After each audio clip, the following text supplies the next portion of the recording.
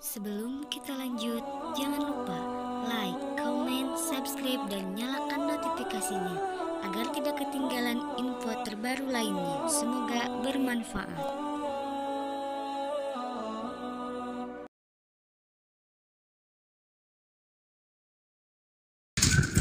Lukas 10:18. Lalu kata Yesus kepada mereka, "Aku melihat iblis jatuh seperti kilat dari langit." Ya, saat itu, sekali lagi saya katakan, saat itu Yesus melihat iblis jatuh seperti kilat dari langit. Tapi kalau besoknya ada kilat, Bang, itu berarti mau turun hujan, bukan iblis mau jatuh. Bukan semua kilat itu iblis yang jatuh. Ya, Yesus menyatakan dirinya, menampakkan diri dalam wujud cahaya. Bukan berarti itu iblis, Bang. Saya harus menjawab gimana ya? Coba Bang yang lebih tajam, Bang, pertanyaannya, Bang. Silakan. Oke, baik. Ibrani 13:8, Yesus Kristus tetap bersama, baik kemarin, hari ini, dan sampai selama-lamanya. Yesus datang sebagai manusia. Sejak kapan dia bukan manusia, Bang? Di mana Yesus mengatakan dia akan berubah menjadi bukan manusia?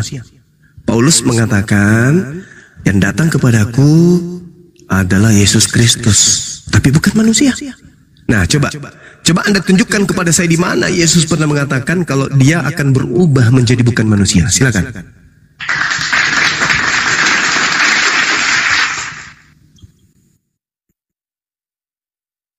Ya, ketika Yesus berkata, "Di mana 2 atau 3 orang lebih berkumpul dalam namaku, di situ aku ada." Itu kan tanda keilahian Yesus, Bang. Jadi misalnya di hari Minggu, di 1000 gereja, ada 1000 tempat, berarti ada orang yang berkumpul dalam nama Yesus. Dan di situ Yesus hadir. Hanya Sang Ilahi yang berkuasa melakukan itu, Bang. Manusia nggak bisa. Tentang Yohanes 2 Yohanes maksud saya, ini kan ditulis oleh Yohanes, Bang. Ini kan ditulis oleh Yohanes yang menulis Injil Yohanes tuh, yang mengatakan firman itu telah menjadi manusia. Jadi sebab asal usulnya Yohanes menulis ini, di saat itu ada banyak ajaran, Bang, ajaran bidat, namanya ajaran gnostik, yang tidak percaya kalau Yesus itu manusia. Mereka bilang kalau Yesus itu hanya bayang-bayang.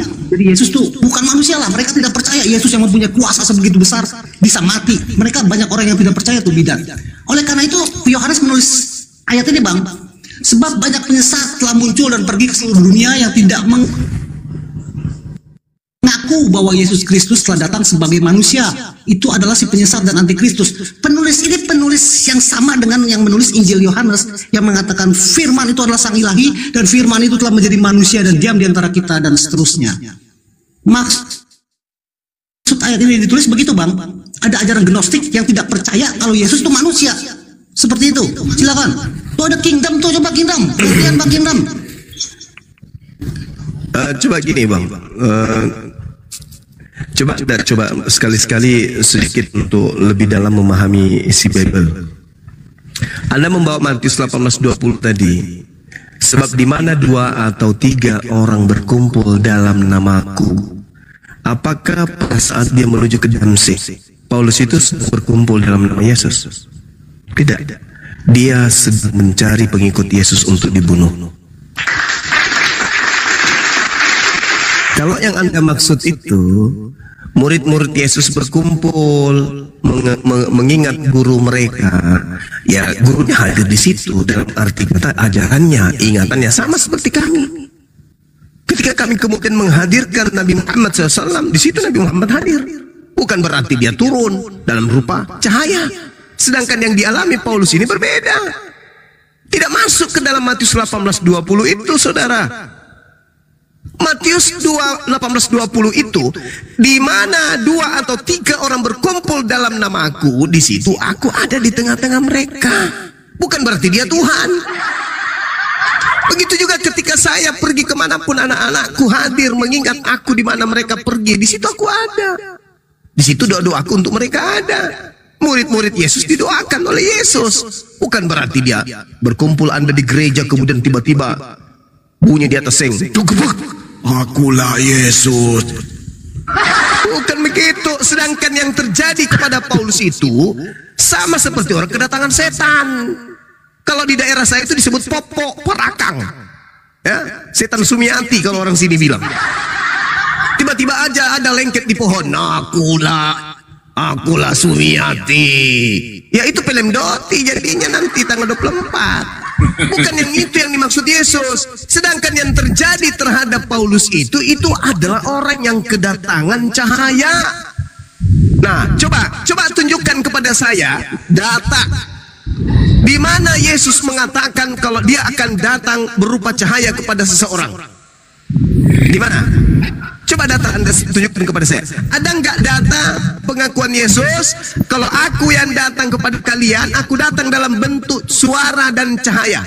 Ada nggak Yesus mengatakan itu? Yesus mengatakan aku akan datang dalam rupa anak manusia. Selain daripada itu, setan. Itu kata Yesus. Selain daripada itu ngaku aku itu setan, penyesat. Planos dalam bahasa Yunani.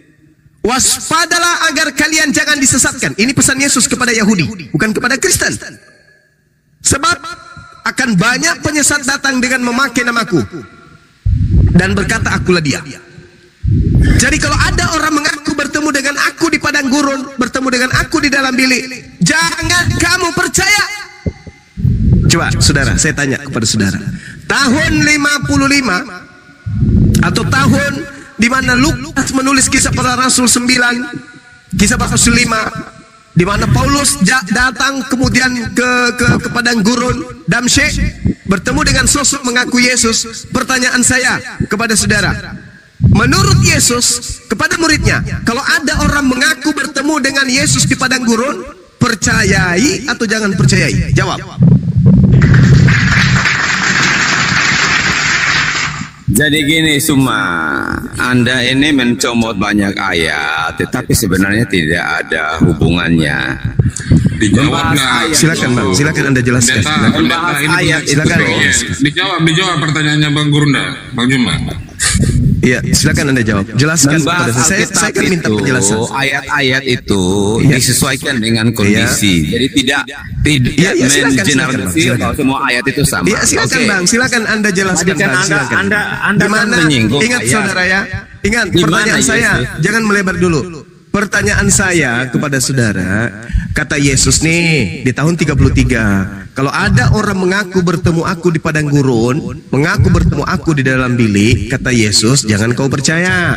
Nah, di tahun 55 Paulus mengaku bertemu Yesus. Saya udah paham itu. Saya mau tanya Anda. Pertanyaan saya. Iya, saya udah paham pertanyaan. Kalau ada orang mengaku bertemu dengan aku di padang gurun, pertanyaan saya, apakah Yesus minta percaya atau jangan percaya? Silakan. Silakan Bang, silakan. Santai aja, santai. Jangan dong di mute, saya ini kan lagi nyetir, jadi supaya saya itu jangan dong di mute, saya kan lagi nyetir supaya saya nggak fokus kalian ke mute apa enggak gitu. Nah, ayat yang Anda singgung, silakan. Kan Yesus berkata, jikalau ada orang yang datang dan mengaku bahwa akulah dia, akulah Mesias, jangan percaya. Saya tanya Anda, apakah Paulus mengaku bahwa dia adalah Mesias? Apakah ada pengakuan? Apakah ada pengakuan dari Paulus bahwa akulah Mesias? Sabar. Yesusnya berkata, jadi apabila ada orang berkata, aku melihat ada Mesias di sana, aku melihat ada Mesias di sini, jangan kau percaya. Paulus mengaku melihat bertemu dengan Mesias. Nah, Yesus yang mengatakan, jangan kau percaya. Gitu, saudara. Jangan cuma emosi jadi, aja. Di sini Anda harus membedakan. Jadi simpel aja untuk kita membedakan, ya. Iya, sekarang pertanyaannya, ketika Paulus mengaku bertemu dengan Yesus, percaya atau jangan percaya menurut Yesus? Oke, baik. Yesus katakan bahwa dari buahnya lah. Percaya atau jangan percaya? Lihatlah buahnya. Yesus jangan ke situ dulu. Jangan ke situ dulu. Iya. Pertanyaannya, kata Yesus percaya atau jangan percaya? Tergantung. Ya. Ya. Jadi, Anda ini framing Tujuh saja. abad saya tidak pernah Anda ini tertawa. bernarasi liar. Ini kalau dan Anda itu framing kalau saja. keras kayak begini, Oke. pasti ada ilmu. Saya ulang lagi. Pertanyaannya, ketika ada orang mengaku bertemu dengan Kristus di padang gurun atau dalam bilik, Yesus mengajarkan percaya atau jangan percaya? Saya bilang saya ini jangan di-mute karena saya ini lagi nyetir. Di mana dalilnya Yesus mengatakan tergantung? Di mana? Oke, baik. Di mana Yesus mengatakan tergantung? Saya siap meladeni Anda, ya. Ini pertemuan kita yang Ya, keempat silakan, kali. silakan. Yang pertama di depan 3.000 Dalilnya orang mana? saya menantang kamu untuk Dalilnya diskusi tentang mengatakan konteks jangan kamu ketuhanan, percaya. kamu menolak. Kalau Yesus mengatakan tergantung, itu dalilnya di mana? Oke, baik. Jadi begini, kami diajarkan ya untuk menguji segala sesuatu. Dan Yesus katakan, ujilah. Bukan ente yang saya lihatlah tanya, pada kawan. buahnya. Saudaraku, bukan ente yang saya Lihatlah tanya. pada buahnya. Saya Ini tanya Yesus. Yesus Saya yang minta tanya Anda. kepada muridnya agar percaya atau jangan percaya, bukan kepada ente. Ente siapa? Ya. Yang saya Anda tanya, ini kan hanya Yesus modalnya minta. comot ayat, tapi Anda Saudara, nggak paham konteksnya. Saudara, Yesus bicara kepada siapa waktu itu? Anda ini Anda atau pada muridnya? Tapi Anda nggak paham konteksnya. Dalam konteks Anda yang Yesus tidak paham, berbicara bukan saya yang tidak paham. kepada Anda yang siapa? tidak paham. Dalil itu Yesus Inilah berbicara ilmu. kepada siapa? Astagfirullahaladzim, ya Allah ya Karim. Yesus bro, di situ bicara kepada siapa? bro, Saudara, dengarkan kalau saya lagi bicara jangan kau potong. Nah, kamu gak saya dengar jawab bertanya, pertanyaan. Yesus di situ Ya. berpesan kepada siapa? Oke, baik, saya siap ladeni Anda. Ya, tapi Udah? bicara kayak Saya gini bisa Anda bicara. gila jadinya. Saya udah bisa Ya, bicara. di situ Yesus berpesan kepada siapa? Baik, dengarkan saya. Yesus mengingatkan Saya akan meladeni bahwa Anda. akan datang Turun aja deh. sebentar. Nggak jawab. Buang Dia waktu. mengingatkan kepada siapa? Astagfirullahaladzim, ya Allah ya Karim. Yesus berpesan mengingatkan kepada siapa? Kok ente yang merasa? Yesus berpesan kepada Bani Israel, muridnya di abad pertama, kalau ada orang mengaku bertemu dengan aku di padang gurun, jangan kamu percaya. Betul? Terus lanjut. Kamu selesaikan dulu. Percaya atau Kamu jangan selesaikan percaya? dulu. Iya, kamu selesaikan dulu nanti Oke. baru saya, bagian saya. Oke. Saya tidak akan Yesus menyangka didatangi Anda. muridnya di Silakan Bukit selesaikan. Zaitun. Oke, dengarkan tapi ya, pakai akalnya Bang ya. Yesus didatangi muridnya di abad pertama di Bukit Zaitun. Muridnya bertanya, "Guru, ya Paman, apa tanda kedatanganmu dan tanda kesudahan dunia ini?" Yesus berkata, "Tanda kedatanganku adalah bla bla bla bla bla bla." Jadi kalau ada yang mengaku aku tapi tidak ada tanda-tanda bla bla bla itu, jangan kamu percaya. Nah, di tahun 55 diperkirakan sampai tahun 52, Paulus mengaku berdasarkan tulisan muridnya Lukas di dalam Kisah Para Rasul itu, Paulus mengaku bertemu dengan sosok berupa cahaya dan suara. Akulah Yesus. Pertanyaan saya, nasihat Yesus kepada muridnya, percaya kepada Paulus atau jangan percaya kepada Paulus? Jawab. Oke, baik. Supaya Anda paham peristiwa tersebut ketika Paulus bertemu dengan Yesus ya. Di situ juga ada saksi hidup. Ketika Paulus sudah buta, lalu Yesus berkata kepada Ananias, ini ada saksi hidup. Ananias, Yesus menyuruh Ananias datang kepada Paulus untuk berdoa kepada dia. Lalu Ananias berkata kepada Yesus, telah kudengar bahwa orang ini datang untuk membunuh. Ya, ini saya pakai bahasa saya ya.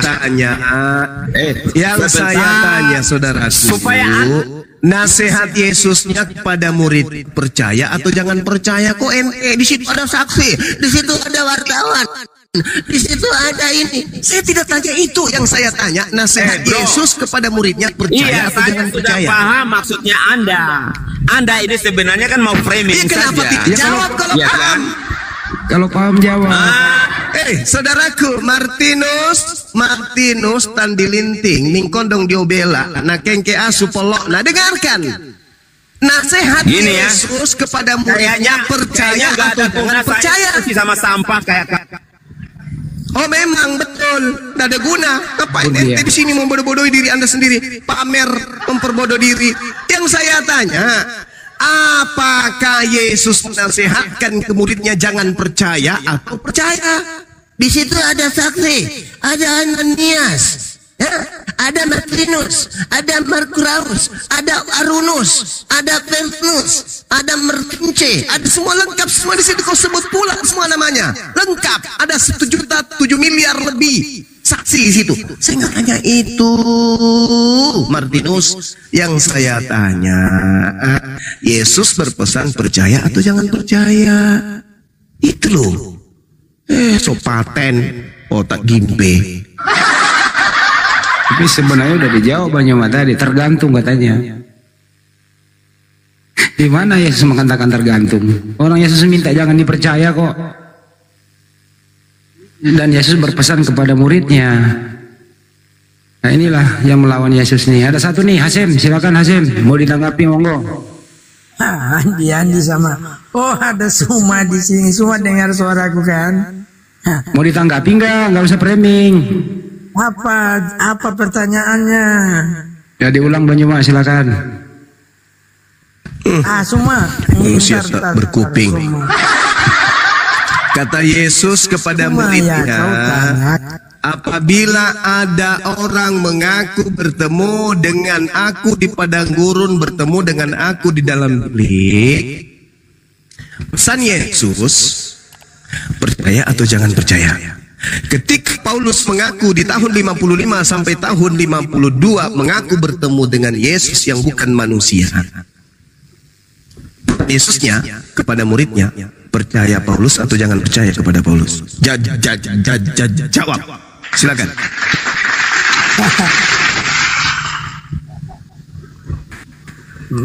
Jadi itu aja pertanyaan kau. Kau membenci Paulus? Astagfirullahaladzim, dijawab. La haula wa la quwata illa billah. Pengakuan Yesusnya kepada nasihat Yesus kepada muridnya, percaya atau jangan percaya?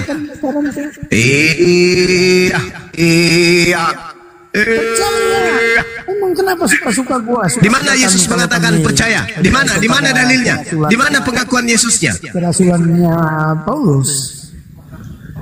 Di mana Yesus mengajarkan apabila ada orang mengaku bertemu dengan aku di padang gurun dalam bilik maka percaya? Di mana Yesus katakan itu? Tunggu ya, aku buka datanya dulu ya. Ya. Iya, silakan.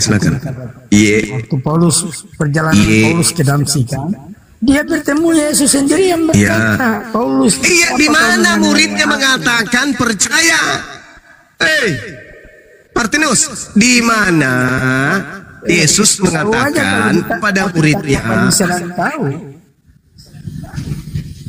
Kenapa orang ini? Ini suaranya Banyuma, satu komando ini Banyuma, satu grup sama mereka tadi ini. Jangan kalian main percuma. Itu dong. Enggak, saudaraku, ketika Yesus berkata, kau nggak bisa jawab. Ketika Yesusnya berkata kepada muridnya, jangan kamu percaya kepada oknum yang mengaku bertemu dengan aku di padang gurun dalam bilik, itu jangan kau percaya, kata Yesus. Nah, ketika Paulus datang di tahun 55 mengaku bertemu dengan Yesus, dia nggak dengarkan dia Banyuma ngomong dia ngomong belagak budak, dia nggak turunin aja. Handi seledes. Kenapa? Acun. wa yakhda'una illa anfusahum wa ma yash'urun fi qulubihim marad Fazadhumullahu marada.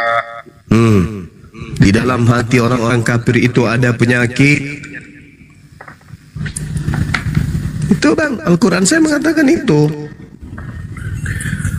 Dalil begitu jelas. Pertanyaannya percaya atau jangan percaya? Tergantung bang.